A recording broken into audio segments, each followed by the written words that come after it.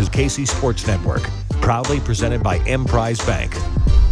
Welcome into another edition of Booth Review. I'm Ken Swanson. I'm here with my guy, Brandon McAnderson. B-Mac, it is good to see your face. It's good to talk to you. I know, I didn't get to do this show last week. I'm kind of jealous because Chris Harris just showed up on the show, so that was kind of cool. But how you doing today, man? Man, I'm doing excellent. I'm happy to be a Jayhawk, and I'm happy to be heading into this week in the Sunflower Showdown to see some more Jayhawk football. Excited to go check out practice tomorrow as well. Oh man, I wish we could have talked to you before this practice, but it's all right. It's all right. It's all right. Or after this practice, it's all good. But hey man, I got back from all of my responsibilities on Friday night real late, Saturday morning.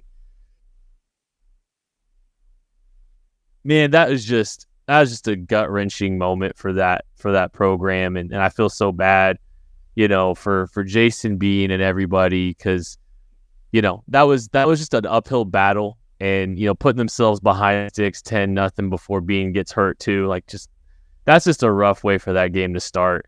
But I think that's the thing that was really just such a bummer off the top for me is they get behind early, but I mean, think about it, I think they played ahead with Cole Ballard the rest of the game.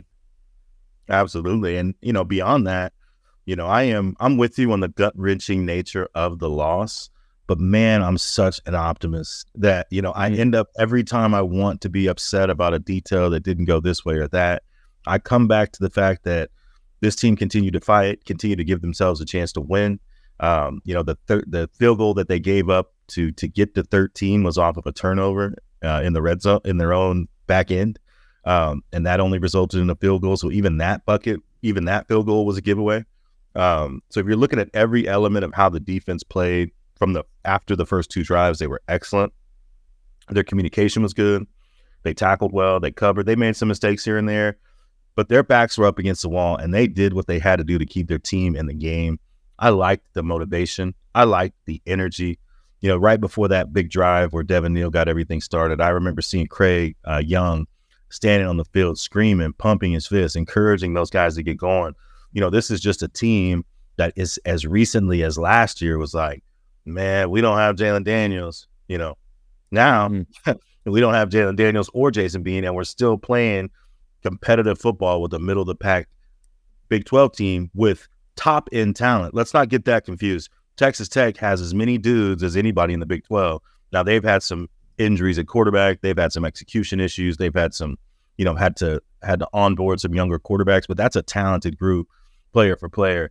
And Kansas was right there with them, a game that they probably should have won with a third-string walk-on true freshman quarterback behind the wheel. So I just came out of it so proud, wishing they could have found a way to pull it out, but very proud of the effort and just their how much they cared about being Jayhawks on this day and on every day since the season started. And we can start with the defense too. I think that's a good place. Obviously with Jason Bean's injury, that was rough. And, the defense early on, Taj Brooks was, it wasn't like he was generating a bunch of explosive runs. He was just getting a steady 6 every down in and out early in the game. They were able to move the ball a little bit. Taj Brooks' longest run was 11 yards the entirety of the game. They didn't give up an explosive run.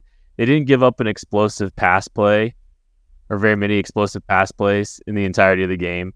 Only one player on the entire Texas Tech roster had an explosive play, Jaron Bradley. I think he had that big catch down the sideline late in the game. But yeah, the defense, obviously that slow start was rough. But man, you're right. They played their tails off, and they played hard, and they kept coming up with big play after big play. Texas Tech only scored one touchdown on the game. It was that first drive of the game for them, is they scored a touchdown. Right. Start in their own territory, even that. Yeah. 3-and-out Kansas, 48-yard drive, 3-and-out, I believe another 3-and-out. Mm-hmm. And then Tech goes down and kicks field goal. But, Kansas did everything that they could on offense was giving them a lot of 3 and outs. Even when, they were, they weren't playing complementary football and not getting the best field position. After that first touchdown, the Kansas defense was playing really, really, really well. And they were on the field a lot. I think 69, 70 plays, something crazy like that. I mean, they were on the field a lot. But they just continued to get off the field, and they just kept rising to the occasion. And great effort. I mean, it was just a great team effort across the board on the defensive side of the ball. Absolutely. The performances that stuck out to me, were Austin Booker. We already know what he is in the pass game. We know that he can be a disruptive force. He can make plays. He can do. Man, this guy is a terror in the run game just as well. You saw him. They tried to down block him. They didn't have any luck. They tried to pinch and pull, and he spilled it with like violent tendencies. So he allowed players to get in the backfield and make plays at the linebacker position. Once they got that extra man in the box, I like that Brian Borland, opened the game plan, giving them a lot of respect in terms of numbers. So they would have 3 guys really wide, and we'd have 4 in the proximity, and that's a run box. So basically, we were encouraging them to run. And like you said, they were running and they were having success, 4 or 5 yards a pop. But once he put the numbers back in the Kansas defensive favor and started to trust the outside DBs, the game changed immediately. And this is probably the 3rd game we've seen this where Kansas plays to their traditional style, a shell defense, bend but don't break. And they're really not getting the result that they want. And then they switch to a more aggressive defense where their linebackers aren't in drops, and Kenny Logan gets to play in the box and man up on the tight end or a back, and they're just a different team. And, it gets to the point where you're looking at scheme versus personnel, like what will win out on a given game. Now, it's hard to, I'm not being critical in this moment. They gave up 16 points. It wasn't as if, and plenty of possessions. They gave up 16 points and plenty of possessions for Texas State. It was an excellent defensive performance. But when you watch it, you do wonder at what is the line as he game plans to trust those DBs, to allow them to get up inside of people and take away some of those easy throws and force them into unfavorable box numbers and say, if you want to run the ball, you're outnumbered. And if you want to throw the ball, we got 2 6'1" corners. And, we got O.J. Burroughs, who's one of the best safeties in the country.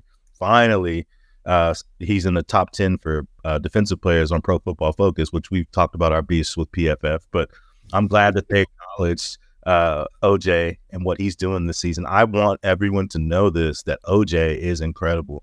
And to have him back next year is going to be awesome because that guy is a ball hawk. He does not miss tackles. He is so keyed into his details. He almost had an interception on the second drive of the game.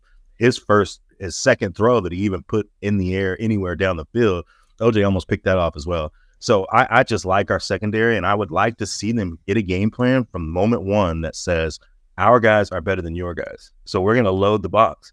And I think that's where they're going to end up at some point, and I hope it just happens sooner, especially with this matchup coming up Saturday. Yeah, Brian Borland definitely takes a little bit of a reactionary approach, I think, to he really does try to feel some things out early on. I think it's kind of what you're talking about with just like the adjustments is like, hey, let's invite the run and let's see what happens from there. It felt like I don't feel like the defensive line was doing too much living in gaps early in the game, and it felt like they were doing that a little bit more as the game kind of went on. They were kind of playing a little bit more, maybe a gap and a half, kind of 2-gap type look, where they're just kind of holding point, letting the backs try to drive, kind of flow. That's kind of what it felt like they were doing a little bit early. They weren't really trying to get as much upfield. Felt like they were a little bit more upfield minded as the game went on. But yeah, just Borland it's maybe not that like I'm not gonna criticize 16 points too much either, right? Like, well, I don't have a problem. The defensive side of the ball was not why this team lost this game. Yeah, you wonder if maybe they, to your point, like let's line up and go play them hat for hat and see what happens. And that might be something you see as early as this week as let's just be the aggressor off the top. Let's not be information collectors early on in that game. And not to say that that's a bad thing, but, to get hot against this offense early. They found early offensive success against this defense because, there's a little bit of info gathering going on a little bit differently than we might see this team, or some other teams across maybe try to dictate with their own talent. So I think it's a real good point. But anybody else on the defensive side of the ball you really wanted to focus on, B-Mac? I love the defensive tackles. We talked about Caleb Taylor last week, but man, is he good. He can do two things really well, that he can push the pile if you double team him. He can really drive that whole thing back, but he's also athletic enough to get up and disrupt in the passing game. You've seen him get pressures and knock balls down. I just love that in Devin Phillips' absence, it hasn't felt like a huge absence, and Devin Phillips is a great player. Like, he's been a very good player for Kansas, and that just speaks to how good Caleb has played.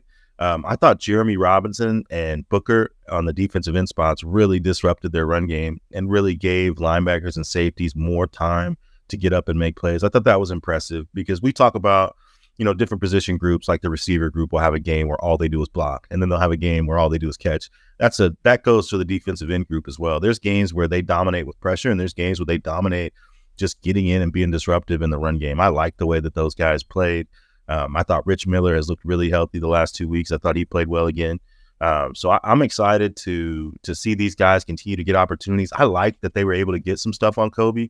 The 2 penalties that he got, the inside slants. I think that's a good thing. That's a good thing. Let's invite people to throw the ball his way a little bit more. Let's have him dial into his techniques a little bit better, and become a better player, because there's still always a level he can get to. But I like that he was challenged outside. And I just want to see these guys bounce back, because they have, when they haven't given on these little, like you said, it was a great performance collectively. But I think when there's details that get away from you, you remember those. And those guys will want to get some of those plays back this coming week. Sounds like Lance Leipold had this group back in the building the day after trying to get ready to go. I was just thinking about that, like, hey, working on these little details. I'm just, they were right back at it. They didn't let him think too much about it the next day. Hey, if you're checking, if you're watching this, you obviously know I'm rocking some home field apparel right now. Make sure you are checking all them out for all their great KU gear. They got all kinds of different colleges as well. If there's some reason, if you're listening from the K-State side, wanting to check this show out as well, they've got those as well. But No Seats 23 is the promo code that gets you 15% off home field apparel. We're gonna take a break. We'll be back right after this. Thanks for listening to KC Sports Network. Make sure you download our new app. Find it on the App Store or Google Play. Just search KC Sports Network. All right, let's talk about this offense, B-Mac. And I'll just tell you this. If you wanted to understand, if you wanted to get a glimpse of what the culture of this football team looks like now, if you wanted to get a glimpse of life after some of the names that you know now, I think just watching this team gut this thing out, come back with the kind of fight they did with a freshman quarterback, like that was such a culture moment, watching this team fight despite some adversity and watching this offense kind of start putting some things together late in that game. It's just a reminder of just the names are going to change a lot over the next, however long Lance Leipold and company and this group specifically are together. But I mean, this was a moment for me where it's like, you can kind of see, like, good things are going to happen. They're going to find ways to win. They're going to find ways to, generate offense and figure things out. They're going to find a way to kind of put things together. And you saw obviously some struggles early offensively, but they kind of got some things going late in the game, and were able to, they're generating some offense. The one thing you're going to point to, I think, off the top though, the red zone. The red zone was obviously a big challenge for this offense, and it kind of makes sense when you've got a redshirt or a walk-on freshman quarterback. Everything tightens up there; it gets a little trickier. Yeah. So, in preparation for this show, I've tried my best to not turn into Jelly Roll at the Country Music Awards, where I'm really just out here preaching. But I'm out here preaching, guys. I know that as a fan base, we look at these outcomes and we think about them as being, man, we really missed an opportunity. Man, we really missed an opportunity. And I know why you feel that way. With the Jalen Daniels injury last year against TCU, felt like opportunity was lost. But what I'm telling you is that there will be more opportunities. There will be a lot more opportunities for this team to climb that hill and get over the hump. Maybe not these players, but definitely this program. I implore you to look at the depth on the roster right now and some of the guys we have the luxury of redshirting are very good players. I implore you to stay with this group because this is just the beginning. This is not the ending of anything. And let me give you a couple examples. TCU was down to their third string quarterback early in the year. They had a 4-star player, a very decorated recruit. He was a true freshman. He came in and he threw the ball to the other team immediately, and he really struggled. They couldn't move the ball at all. Texas Tech reached the same fate when Baron Morton was injured in the game. They had to go to Jake Strong.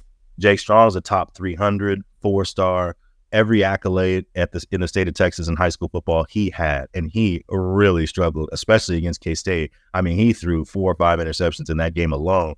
And then you look at Cole Ballard, who was steady Eddie, who executed, who made plays when he needed to. He was tough.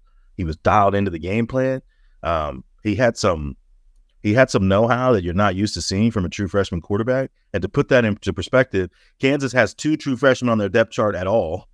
All right, Keaton Quebeca being one of them, and then the left tackle from Kansas, from Lawrence, Calvin Clements being the other. Calvin hasn't played at all. Quebeca probably played about 6 or 7 plays to open the season. He was in a couple packages. So this is the first true freshman to play all year at all, and not only is he the first true freshman to play, he's running the show. So I thought that his performance was impressive. Texas Tech did what you should do to a walk-on true freshman quarterback. They blitzed the heck out of him. He handled it all very well. I was incredibly impressed with his poise. I was incredibly impressed with the other players' belief in him. Mm-hmm. I thought that was the most unique thing. You know, like there is a certain type of body language that you have when you go to your backup, and you can tell by the body language of the surrounding players whether or not it's an issue. And it was not an issue. You saw that there was a lot of confidence in him from the group. You saw they were picking him up and motivating him, and then you saw him just flat out make plays. You know, the throw to Luke Grimm that resulted in the pass interference was a great throw. The backing, throwing off his back foot to Mason Fairchild for a first down on 3rd and 12 against pressure. All out blitz, game on the line. Sees Mason Fairchild has a step, puts the ball up in the air, hoping that maybe he gets a chance to get it, forces a penalty. He was just very smart. Pulled it on the option, read it, got 12 yards, got him into a goal-to-go situation.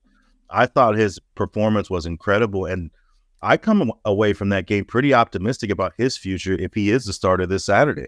You know, he showed some option chops, and that's been the one thing that Kansas has not been able to do this season is get to that triple option stuff, primarily because they have quarterback injuries every week.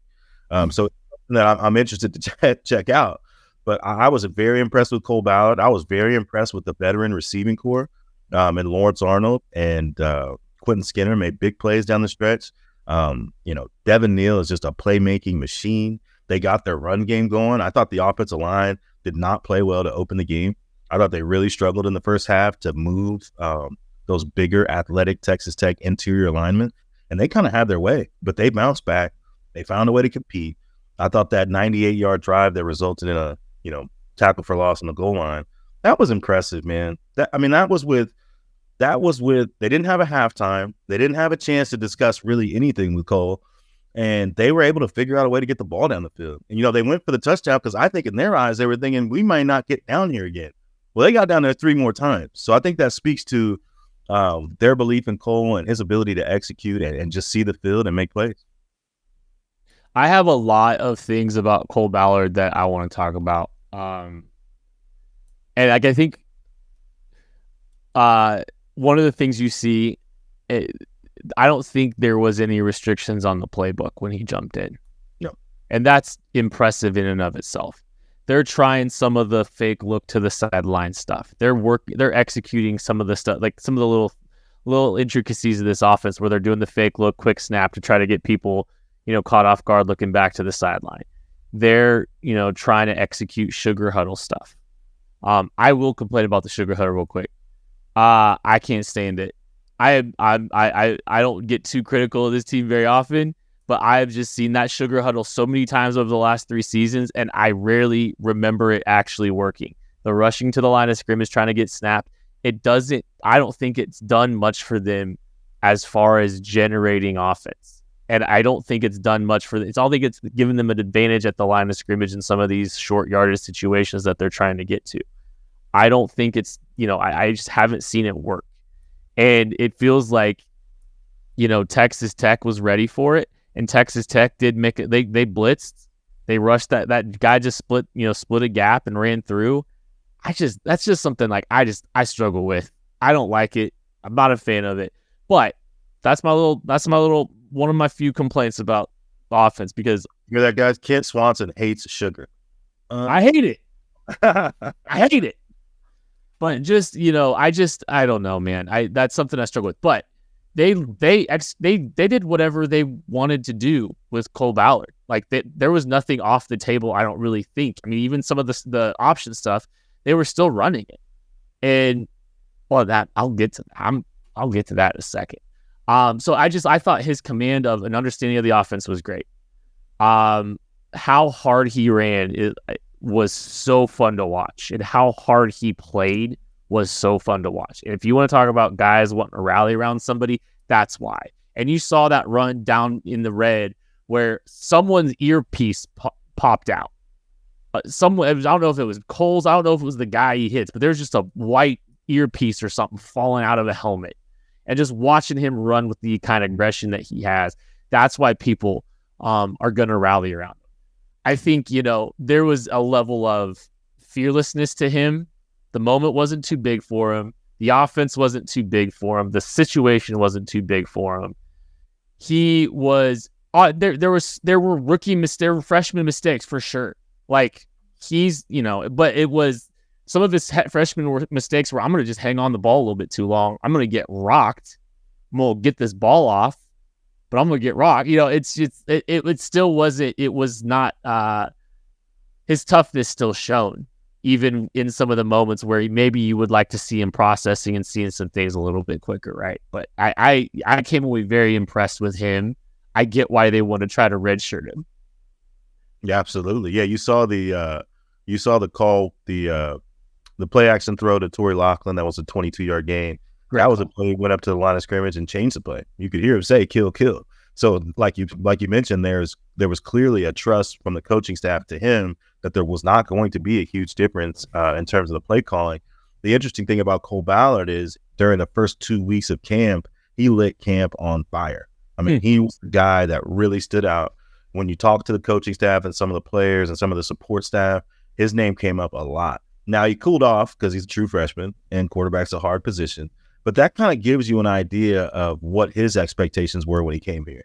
He did not come here to sit on the bench, and you could see when he got the opportunity, he was ready to take advantage, and he's a big guy. I know it's, he's a young quarterback. He's not a small guy. I mean, he's a 6'2", 215 type body type, a good straight line runner.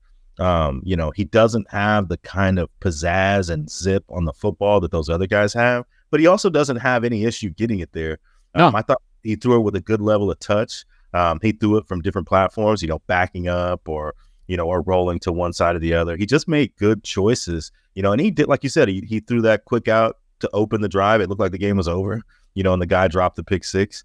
And that was a big mistake. But other than that, even the throw to Jared Casey, the guy made a really good play.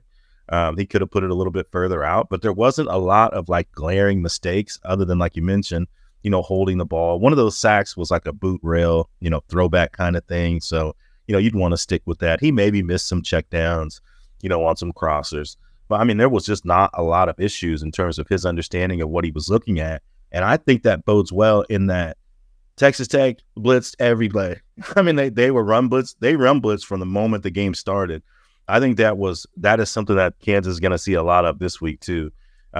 Teams are going to try to disrupt their running game with blitz, and the answer to that is option. So I do think that there were some positives in terms of Cole Ballard showing that he can be an option threat, and I think option is always a good counter to run blitzing, especially run blitzing from the edge, which is what Texas Tech did a lot. They slanted their line and they brought edge, and what they ended up doing was just occupying all the gaps and making it hard to run zone. I liked when they went to that two-back set when they were backed up and had Devin Neal lead block and ran some counter. That was a good look. So they have, I mean, you think about Kolnicki and this staff, they've got an answer for pretty much everything.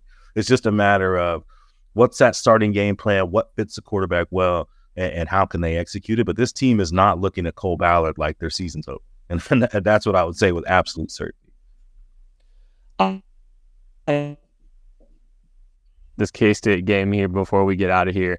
But I want to say something. Can you believe we're this deep into the NFL season, B-Mac? It's crazy. We got to make every second count with DraftKings Sportsbook. You can make the most out of every game day. Bet on your favorite teams for a shot at winning big bucks. New customers can score $150 instantly in bonus bets for betting $5 on any matchup. Get in the action with DraftKings Sportsbook, an official sports betting partner of the NFL. Download the app now and use code KCSN.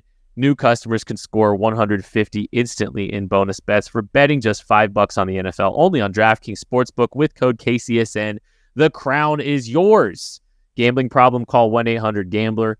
In New York, call 877-8-HOPE-NY or text HOPE-NY. In West Virginia, visit www.1800gambler.net.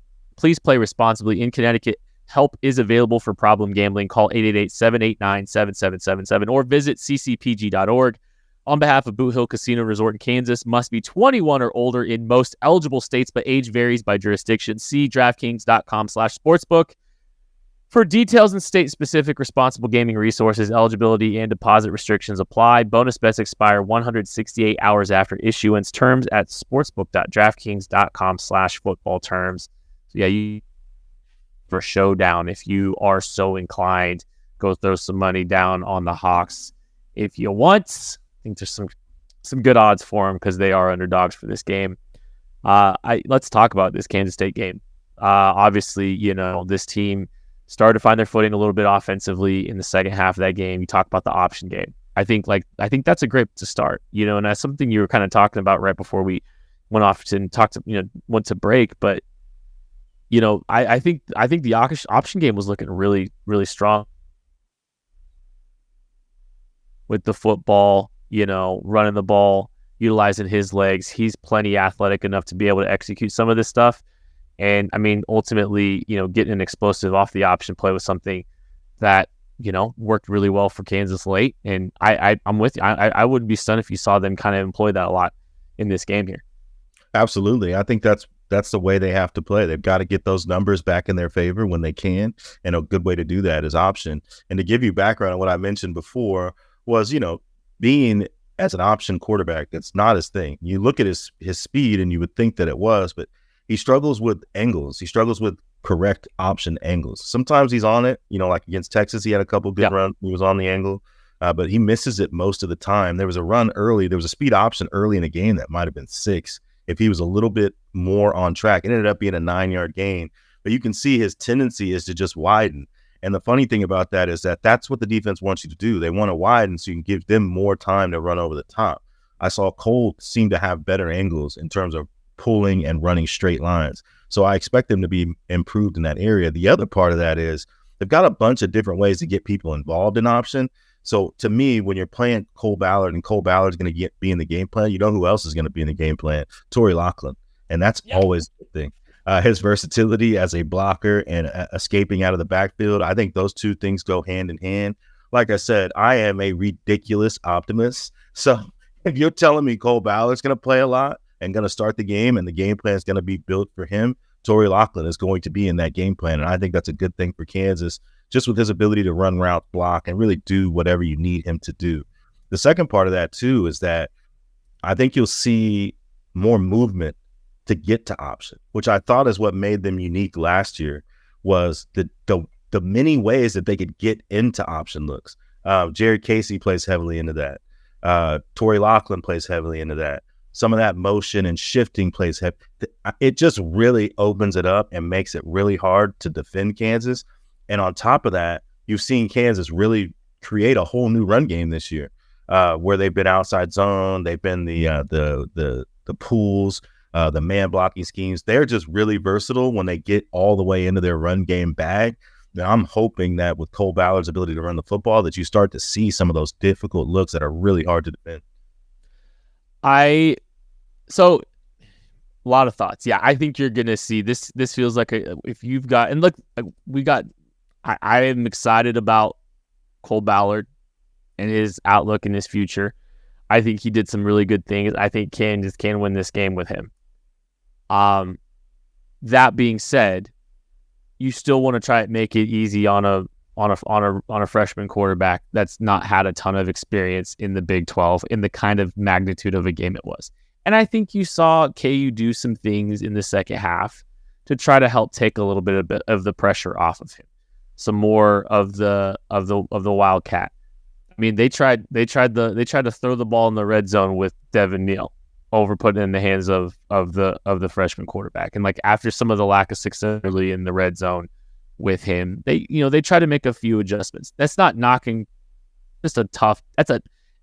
Look, quarterbacks make their money on third down and in the red zone. Those are the two hardest things to do as a quarterback. And it's a tall task to try to throw too much on Cole Ballard. So I'm not knocking the kid.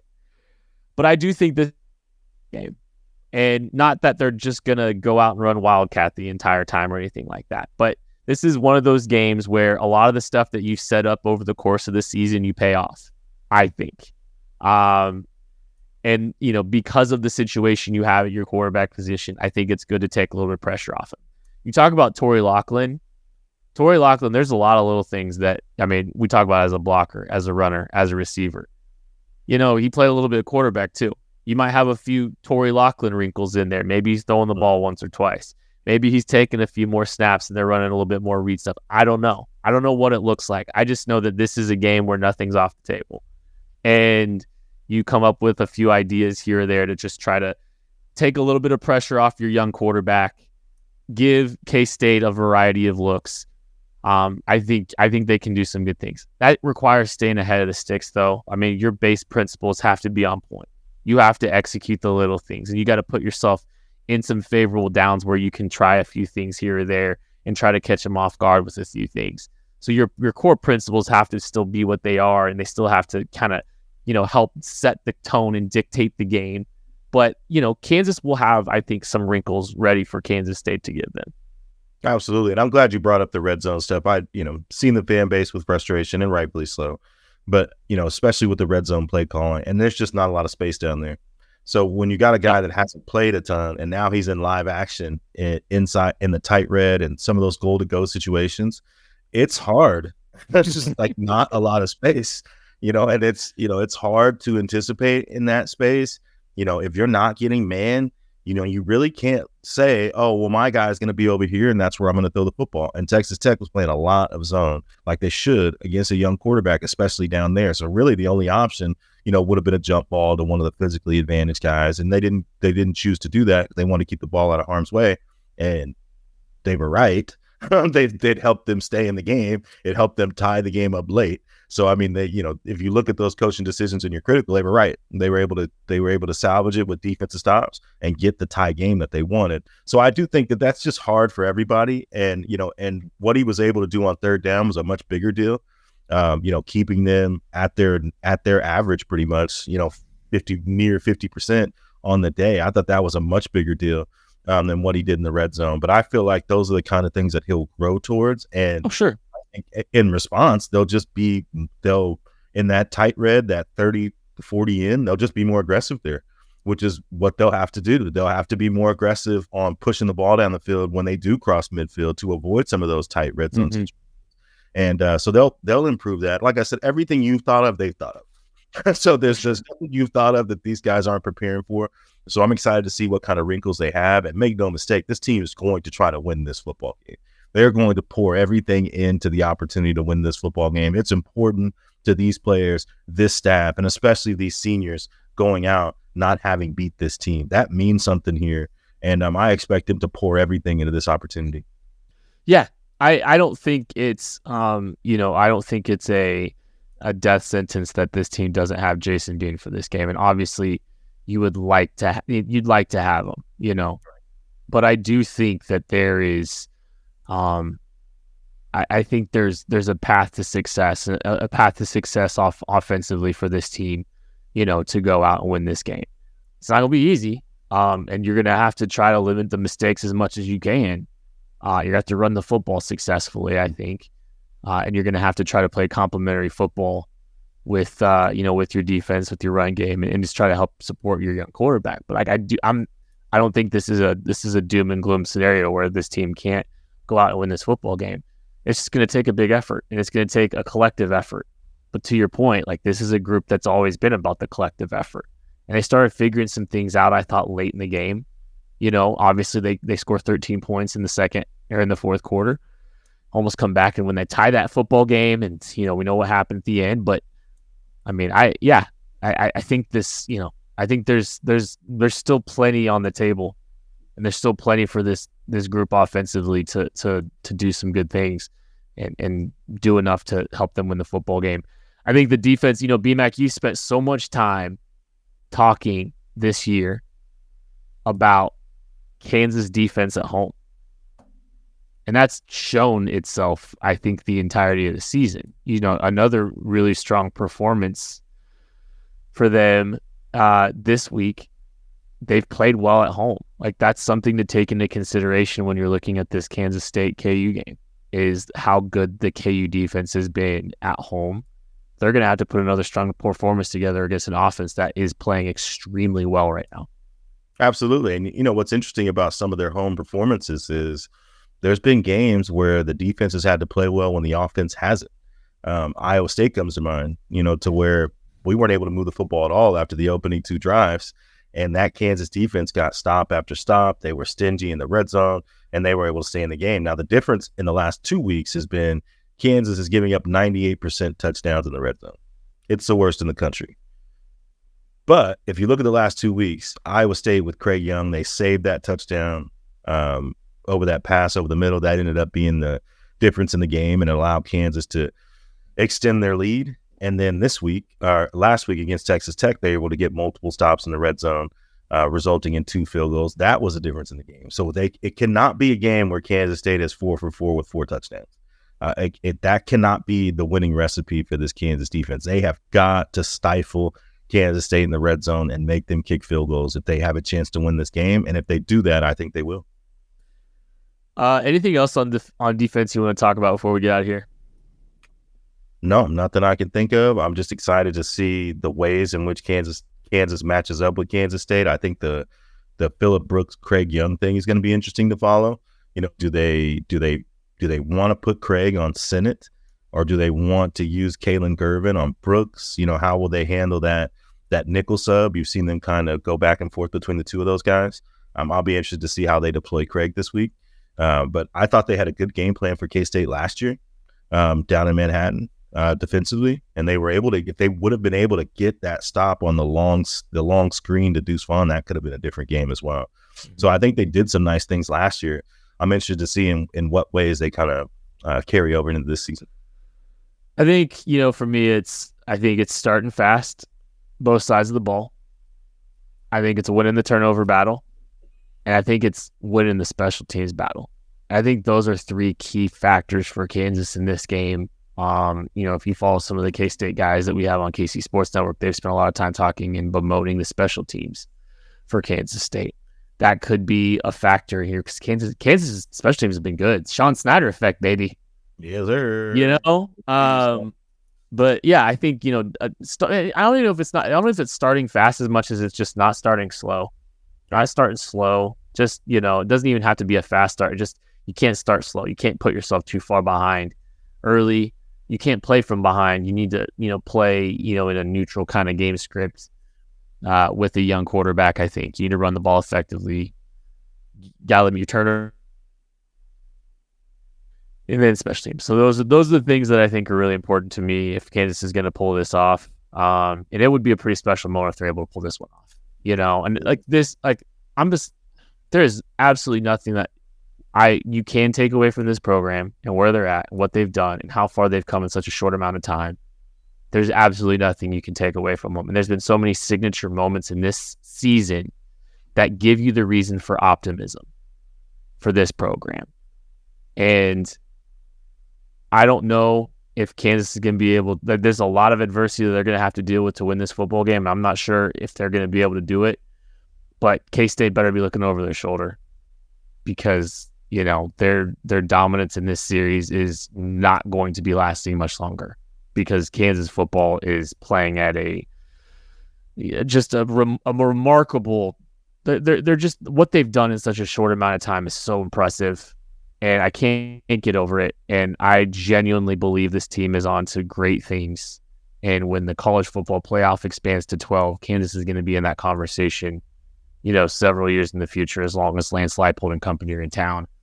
But yeah, I think they can. I think they can do this. I genuinely do. I don't know if I'm picking them to, but I believe that it is in the realm of possibility that they're able to pull it off. Are you predicting a win, B-Mac? What are you doing here? I'm absolutely predicting a win. And I'll take you back to my first start as a football player was in 2004. It was after the last time that Kansas State had won the Big 12, 2003, with L. Roberson and Darren Sproles. They went down and smacked Oklahoma down in Arrowhead, ended up winning the Big 12 in 2003.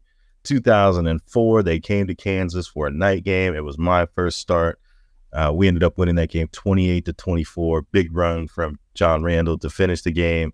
A slant for a touchdown, Jason Swanson to Mark Simmons. That kind of gave us the lead that we needed. I'm expecting that kind of performance, especially since it's on senior night. Senior night is going to mean something to these guys, especially when you have it against your rival. So I am picking them to win. I do expect them to win this football game. I hope you're right, man. I genuinely do. That would be such a special moment for this program. Another one. And that, please, I hope it's emphasized. It's just another one. Absolutely. Because there's so many. It's so much fun to watch this football team right now. And it's so much fun to have 7 wins on the ledger already, 2 games to go, and having a bunch of what ifs on the losses. You know? Like, come on. Like, there's it's pretty special what's happening right now. This team has only, I'm doing the math, I think they've only lost 1 game where the quarterback they started the game with ended the game. Or the quarterback they expected to start the game, I guess, ended with the game. Right. Jalen was a scratch shortly after, Right. But, I mean, their 2 losses have been a lot of quarterback adversity, either right before the game or during the game. So, it's been special, man. And this would be just another escalation to the belief, I think, of this fan base. Because if you can do this with the kind of adversity that they've had to deal with as a program and still have 7 wins and then get to 8, man.